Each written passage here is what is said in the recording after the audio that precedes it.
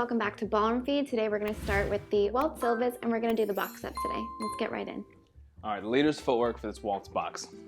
So starting with my left foot free going forward, I'm going to step forward, my left foot, side of my right foot, and then close both feet together. My right foot will step backwards, side of my left foot, both feet close together.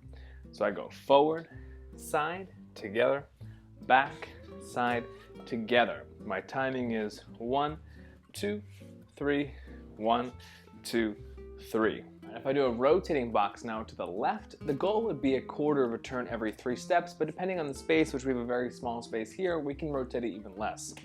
I can go forward and then start to turn my body to the left as I take the side step and close my feet together. This was only 1/8 of a turn, but I could do all the way up to a quarter of a turn here with this normal left turning box.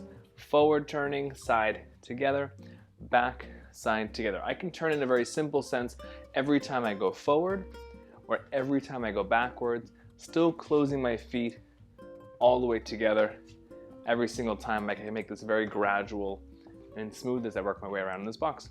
All right, ladies, time for your footwork. We're doing the natural opposite. So footwork-wise, we're starting with the right foot. We take 1 step back, we go to the side and the left, close right to left. Now we should have our left foot free to go forward left, side right, close and change. So we're going back, side, together, forward, side, together. Always changing our feet every time. So every single time I close my feet, I want to make sure I change my weight. This is probably the hardest thing starting out learning this box step, okay? So just make sure we're always changing the weight. We have 6 steps each time.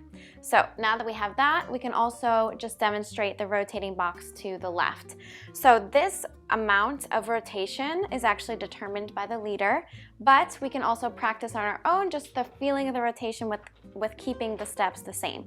So for now, we're just gonna do it quarter rotation each time for simplicity. We're gonna start back on the right, so we're still gonna go back side together, forward side together, while making a quarter rotation each half of a box.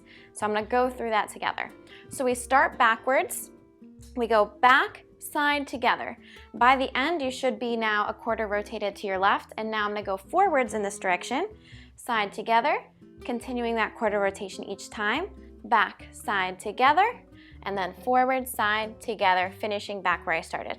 So it could be 1/8 of a turn, could be a quarter of a turn, or somewhere in between, probably no more than a quarter for this particular pattern, okay? Timing, we go 1, 2, 3, 1, 2, 3, 1, 2, 3, 1, 2, 3. Consistent throughout. If we demonstrate just the rotating, same thing, we go 1, 2, 3, 1, 2, 3, 1, 2, 3, 1, 2, 3. 1, 2, 3, 1, 2, 3, 1, 2, 3, 1, 2, 3. 1, 2, 3, 1, 2, 3, 1, 2, 3, 1, 2, 3.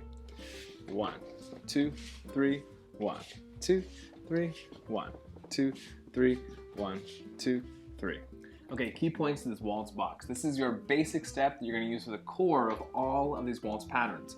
So if we talk about the setup just a little bit here to make sure in case this is your first dance you're doing together, we're going to start left aligned of each other. So our right foot is in between the other person's feet, and you can see if I look straight forward, I'm over her right shoulder and she's over my right shoulder. We have our separate windows so we don't step on each other as we do this box. We can do this in a practice hold if you want to start first. We just have each, you can even hold hands, but there's not a lot of control from holding hands. We can hold each other's elbows, and you can see she places her forearms on top of mine. I'm a little bit to the left, so if I look forward, I'm looking actually over her right shoulder. And we can try this box together. I walk straight forward, she comes straight at me.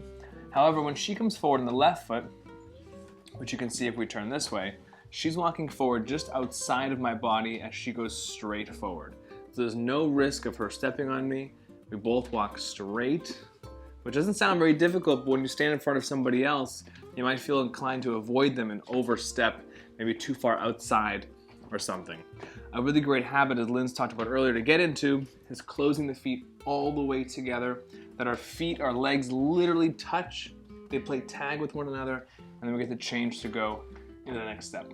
So another thing about the waltz, traditionally it's going to be in a much bigger and wider frame than maybe some other dances we've done on our channel. However, we are limited in our space today, so we can also hold a little bit more casually, but let's just quickly go over that setup really quick. I'm for sure gonna have my left arm or hand right on the front of his shoulder, which is gonna prevent him from crashing into me or me crashing into him. So this is gonna create a nice connection starting out. And then I'm connected over here. We can have it elbows lifted nice and wide. Make sure you're not resting on him. Make sure we're still lifted, holding ourselves nice and lifted, beautiful, like you're at a ball in a beautiful ball gown, which is kind of the feeling of waltz. So now that we have this great setup, his right hand is on my left shoulder blade. We can make this smaller and make it a little more casual. If you want to dance socially, totally fine. If you wanted to look at one another because it's your wedding dance perhaps, or you're just socially enjoying each other's company, by all means go for it. If you want to be a little more technical, correct, more like a professional dancer, let's say, we're gonna look off in our windows, both slightly to the left, okay? And we're just gonna stay here. Also, when he starts traveling eventually, this is gonna create ability for him to lead me better so I don't crash into another person or a couple or whatever, okay?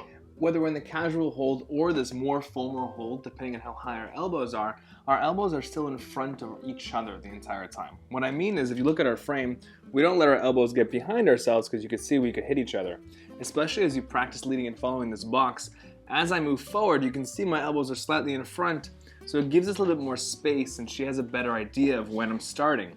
If I get really soft and I let my elbows go behind me, and if she does too, it multiplies and gets even worse, but she doesn't receive the information. Equally as important for her to keep the elbows in front so she receives the information and we can maintain the same distance between one another the entire time, depending on how casual or formal you want to make this box. We can make this incredibly casual. And even if we do this, we can even look at each other.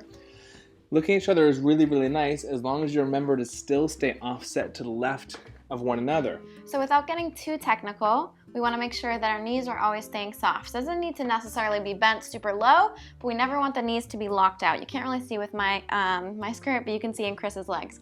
Both leaders and followers do the same, okay? So we want to have nice and soft. That way when we're traveling together, we could maybe go a little farther, take larger steps eventually when we're getting more comfortable with the steps. And if we were to add rise and fall later, maybe in a technique video in the future, then you could also see how we do the rise and fall. But step number one, let's make sure our knees are soft and comfortable. And of course that we're maintaining a good posture on our own. So if we go to rotate this box to the left now, this version of the box, to make sure it only rotates left, you can only rotate in the direction of the foot that goes forward. And this is the same for both of us. We're both actually going forward in the left foot, just at different times. I go forward left foot, and then she goes forward left foot. Because our left foot is going forward, this box can rotate to our left. Rotates to the left for both of us. Even though we're facing opposite directions, the rotation is still the same. So if I go forward my left foot in the direction I'm looking, which makes this version of the box a little bit easier, I can start to turn myself to the left every single time I walk forward or I walk backwards. If you're having some trouble with this, definitely use the practice hold. Actually, if you're having trouble, do it by yourself first. Me as the leader, if I can't do it by myself first, and I don't feel comfortable rotating around in a circle, there's no way I'm going to be able to do it with somebody else in front of me. Once I feel comfortable on my own leading this, I use the practice hold. We both have to keep looking to the left the entire time as we're practicing this. Of course, if you get super, super comfortable with any of these things, you can dance much closer. You could even look at each other if you wanted to, assuming it's all really working super well. I look where I'm going, turning my body to the left, and you can see we keep this very, very consistent. If you want to warm up to it a little bit more, I can just rotate when I'm going forward, and then kind of reset as I go back, and then do it again as I go forward, and reset a little bit as I go back. There's many different strategies to how to ease yourself into this rotating box to the left.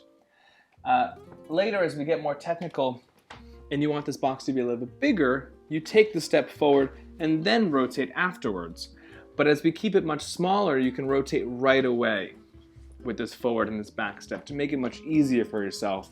But if you're trying to take bigger steps and travel around the floor a little bit more, you would travel in the direction you're going and then rotate afterwards if it gets very, very big. But right now this is much more social, so we're trying to keep it a little bit more casual. So tips for ladies for this rotating box.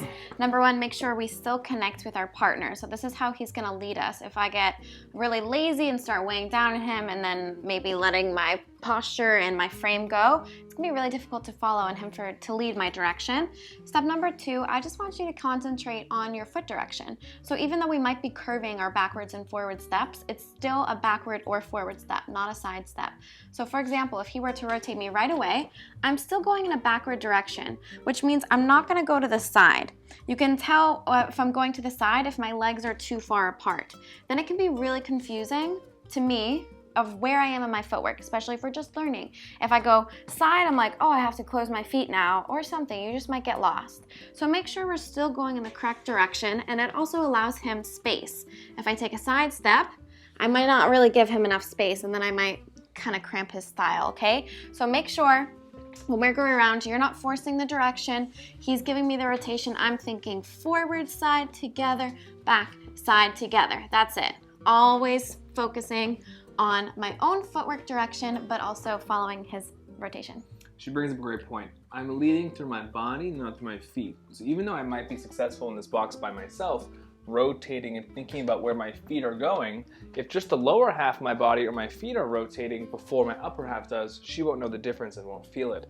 So in terms of leading and following, she feels my frame and she feels the angle and direction of my body, which I have to rotate as I rotate my feet, not just one and maybe then the other, because you can see we get a little bit disconnected and it's slightly awkward.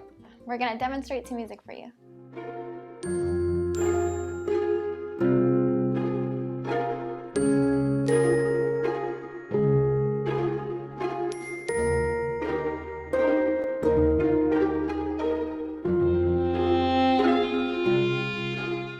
Thank you guys for sticking to the end of the video. If you liked this video, be sure to check out the rest of our Waltz playlist, which will be linked below, so check that out. Also, if you want some more advanced patterns, some more exciting stuff, maybe travels around a little bit more, check out our Ballroom Pro section on our website. With the Waltz, we've got more stuff up there for you, so check that out. Be sure to like, subscribe, comment what you liked about this video, and we'll see you again very soon.